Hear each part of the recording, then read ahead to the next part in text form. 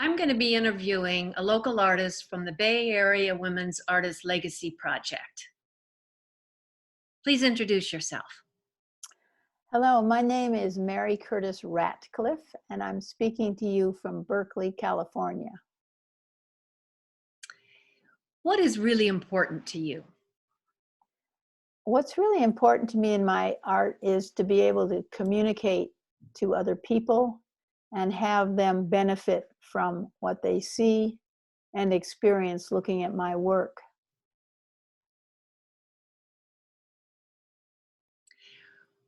When did you first decide that you wanted to be an artist?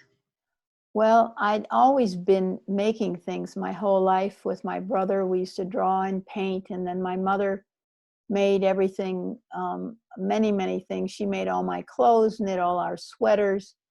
I was always making something with my hands my whole life. And so I didn't think that was being an artist. I just thought that was just making things.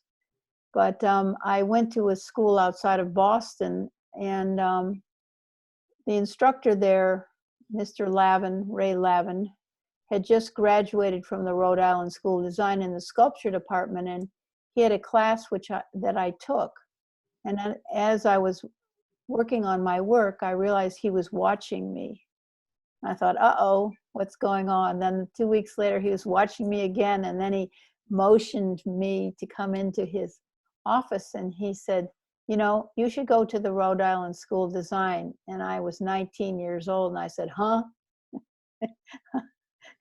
I was really flabbergasted. And so he said, yes, just give me your parents' address and I'll write to them and tell them. And that's what happened. And so I ended up going to the Rhode Island School of Design, going in as a transfer student and taking the 6 weeks art boot camp, which was the whole freshman foundations in 6 weeks. It was amazing. I know your work, and I know that your work has some connection to people who are in the health field. Right. Can you talk about that in terms of what's important to you? Yes. In the early 70s, I did a whole huge body of work that was kinetic, sculptural. And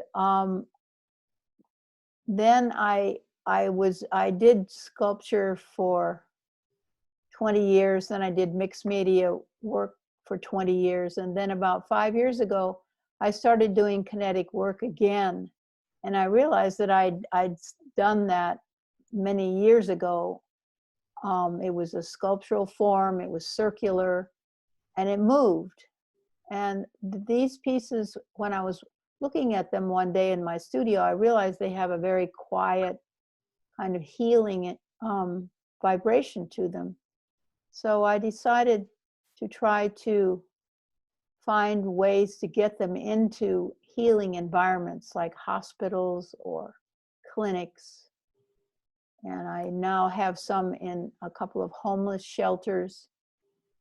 And so it was because of the healing vibration that I thought that it could be of use. Besides, I've had the privilege of being an artist for almost 50 years, and I felt that it was really time for me to give back to the community and have my work be of use to other people. I also know that you have done some work specifically for during this COVID period, specifically for workers in the hospitals. Yes, I did a 5-minute video for the frontline workers, and it has a meditation in the beginning, and then it has about 12 images of my kinetic sculpture. It's not all kinetic, some of it is wall mounted, but one image kind of flows into another and morphs and dissolves. And there's a marvelous soundtrack that goes with it. And I've been sending it around to the country to various hospitals. And so people can de-stress by looking at it. That was the object of the game, or the reason I did it. So it would be a help to the frontline workers, the nurses, the doctors, the patients themselves. So that's what I did that last spring. And I have been able to see some of it, and it is quite wonderful. Thank you. Going back in time, did you go to art school? Yes, I did. I went to the Rhode Island School of Design in the 60s, and I graduated in 1967. I majored in sculpture, and then realized I wasn't going to walk out of the Rhode Island School of Design and get a job as a sculptor. So being very practical, I went down to the industrial design department to see if I could use my three-dimensional design in an industrial ways that I could actually earn a living. And this was 1967, before the women's movement, and they did not want me there. I was a woman. So I did a more traditional thing. I got a degree actually in art education, and I taught children mostly art for over a period of about 25 years. And where were you at this time? Were you in the on the East Coast? First, I started out in Manhattan. My first jobs were at two Catholic schools, one on the Upper West Side and one on the Upper East Side. Then I moved to California, and I went into the public schools, and I designed various workshops for them. There was no money for art education in California when I came out here permanently in 1973. So I had to kind of find ways to even use my talents in that way. And I ended up actually in the end of my career as a teacher, teaching in private schools. Mm-hmm. And the last school I taught in was the East Bay French American School here in Berkeley. I had that job for 5 years. And the French understand art and culture in a way that we Americans don't quite understand. Mm-hmm. And if I'm recall, you fairly recently received a grant to do some work with some to use your artwork and your art skills and your teaching skills. Yes, that was great. It was a individual artist grant from the city of Berkeley in 2019, and it was to help support me to continue my kinetic work, and also to work in a homeless shelter in downtown Berkeley and at the Dorothy Day Center. And I did that for a number of months, and then I had to stop because of the COVID situation. I couldn't go into the homeless shelter anymore. And but what I've been doing instead is actually making shop towel masks for the homeless. I've made about 200 so far, because I figured if I knew how to do it and they needed the masks. So the director, Robbie Montoya, loves me because I keep saying, do you need some more masks? And she keeps saying yes. And so I opened the mask making shop. That's and great. I deliver the masks. That's wonderful. What are some of the other sources of inspiration for your artwork? Well, when I was very young, I had parents who took us to various museums. Like I lived in Birmingham, Michigan, and right near Cranbrook Institute. And so I went to Cranbrook, and one day I was probably 5 or 6 or 7. I was wandering around, I guess must have been in the art museum, and I saw this big, huge thing that was kind of elongated with a hole in a head. So I found out later it was in Henry Moore. And so then my mother would take us to Chicago and go to the Chicago Art Institute and see all those wonderful paintings there. And then when we were 8, we went on the train all overnight to Manhattan, and we went to the Metropolitan Museum, to the ballet.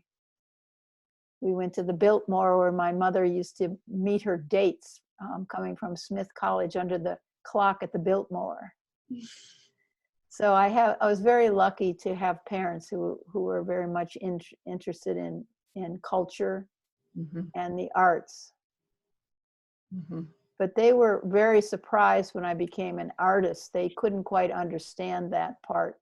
My brother ended up being an art critic in New York, Carter Ratcliff, and for the last 50 years or so. And they understood that because it was literary, and they were very literary, and they were avid readers. But the fact that I actually went outside the box and made my own designs was something that was very perplexing to them. But I did convince my mother in 1990, 2 days before she died, that I was actually an artist. And I think she finally got it, which was a great moment in my life. That must have been. Are there any other common threads that emerged for you throughout your career? Yes. Growing up in Michigan and with a mother as a bird watcher, I spent a lot of time in the woods with binoculars.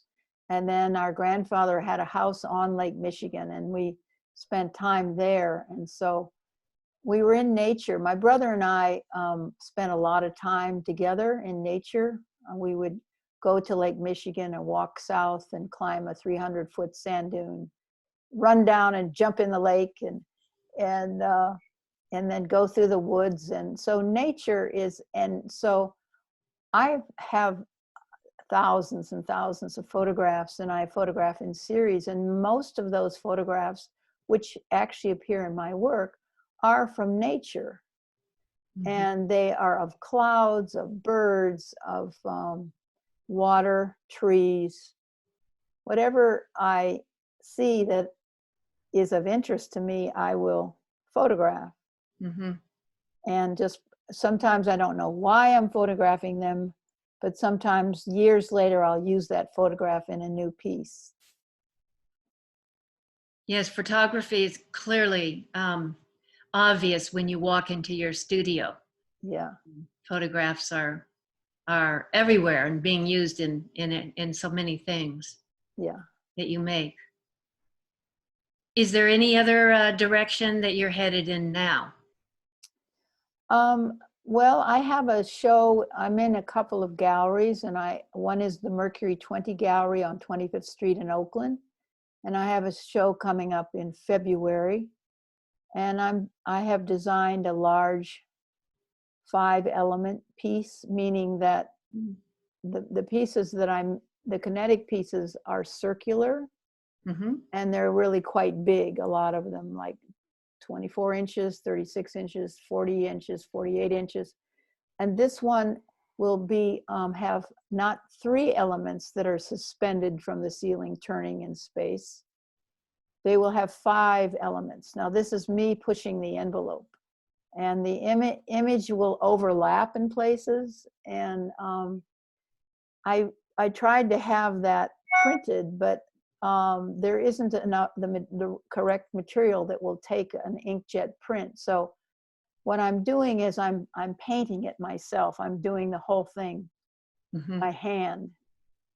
So that's the direction I'm going, to do a much larger piece. The largest of the 5 frames will be 48 inches, which is pretty darn big. That's pretty big. Yeah. That's pretty big. I'll probably have to rent a truck to get it to the gallery. And is there anything that occurred to you, or that you think about during this COVID period and being so isolated and quarantined? Well, actually, the COVID period I've had a really interesting experience because I couldn't work with my printer and go forward with the large sculpture I just described. I looked around my studio and I said, well, what am I going to do? You know, I can't work with my regular people. They've closed their shops. So I went through my flat file drawers, and drawer number 4 down from the top, and one of the files had all these scraps that I had saved from as the trimmings on circular pieces or straight pieces or corners. Mm-hmm. And I looked at them and I started making a few, what I thought was going to be a few artworks. And so I made circular ones that are 36 by 36 and then 36 by 24, and then smaller and smaller. And, you know, they've actually gotten to be really, really small. They started out really big. At this point, with all those different scraps, some with digital printing, some with paint, some, I've made 29 of them. Oh my, And so, that's a show in itself. yeah, it is. And I'm going to include some of those in the show at the Mercury 20 Gallery in February and March and into the beginning of April. I call them scrap works. That'll be wonderful. Thank you. Is there anything that that you wanted to say in this interview that we didn't touch on? The people that have influenced me, Mm-hmm. there's a few. One was, of course, Alexander Calder. Mm-hmm. I used to go to the National Museum in Washington and just stand underneath his big kinetic sculpture and watch it move Sure. there and wherever else, because he's so well represented in many museums. He was a big influence on me. Mm. I think Yves Tanguy, the French sculptor that did automated kinds of goofy, wonderful, you know, water spitting sculptures in Paris. Another European is Sigmar Polke, who does a lot of layering and with photographs, and I got the pleasure, had the pleasure of actually meeting him through my husband was working at San Francisco Museum of Modern Art, Peter Samus at the time, and he was his assistant on the show, the big polka show there in the early 90s. And so he is a wonderful influence. And then there's another person who has influenced me, who's a Native American, who's Sarah Bates. And she does lots of circular things. And I realized that a lot of the circular form had come from an experience I had in the early 70s, 1972 and 73, when I went to the Rosebud Reservation in South Dakota to a Sundance ceremony and witnessed the circularity of the Sundance, the drum, the fire pit, the sweat lodge. And I came to San Francisco permanently in 73, and I started doing all these kinetic sculptures, as I mentioned before, and they were all circular. It took me about a year to realize that the circles of that experience, which is a universal form, of course, but had gone into my subconscious and come out in my work. Sure. So I have a lot of debt to be paid to that experience on the Rosebud Reservation. Well, wonderful. Wonderful. Well, thank you so much. Thank you. Thank you. Mm-hmm. It was really a pleasure to do the interview.